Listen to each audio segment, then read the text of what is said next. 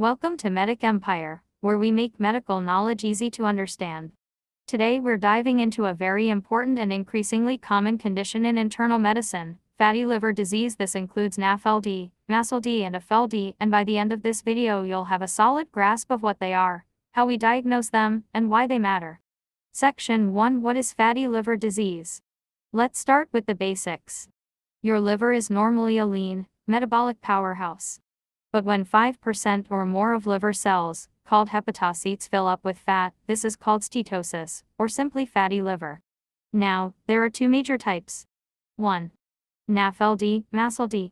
This stands for non-alcoholic fatty liver disease, recently renamed metabolic dysfunction-associated steatotic liver disease. The key idea: fat accumulation happens without significant alcohol intake. It's strongly linked to metabolic issues like obesity, insulin resistance, type 2 diabetes, and dyslipidemia.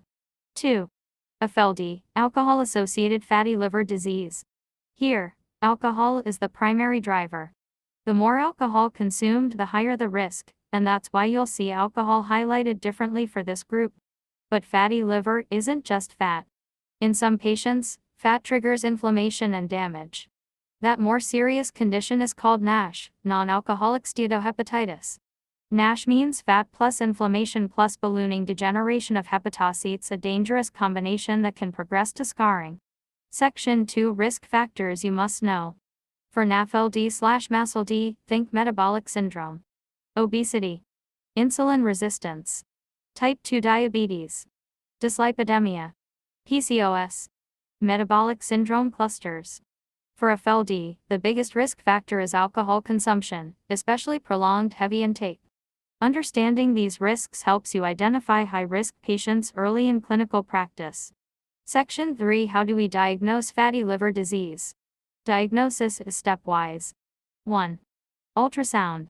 This is the first-line imaging test. A liver with excess fat appears bright or hyperchoic. 2. Rule out other causes.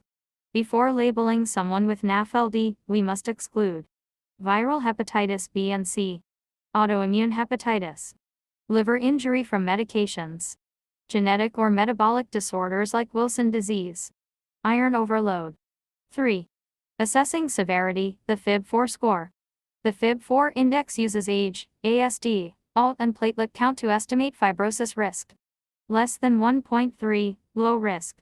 Star 1.3 to 2.67 intermediate warrants further assessment. Above 2.67, high risk, consider referral to hepatology. 4.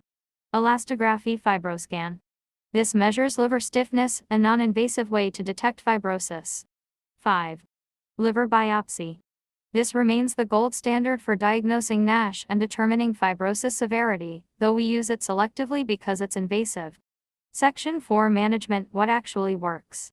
Good news, many patients can significantly improve with lifestyle changes. 1. Weight loss. Losing 7-10% of body weight is one of the most effective treatments. It can reduce liver fat, inflammation, and even fibrosis. 2. Diet. The Mediterranean diet, rich in whole grains, vegetables, olive oil, and lean proteins, has shown excellent results. 3. Avoid alcohol. Even in non-alcoholic disease, alcohol can worsen liver injury. 4. Medications. Pioglitazone can help in NASH, especially for diabetic patients. Vitamin E in non-diabetic adults may reduce inflammation. GLP-1 agonists like semaglutide support weight loss and improve metabolic markers. 5. Statins. These are safe to use for dyslipidemia in fatty liver patients. Section 5. Prognosis and why early detection matters. Fatty liver disease isn't always harmless.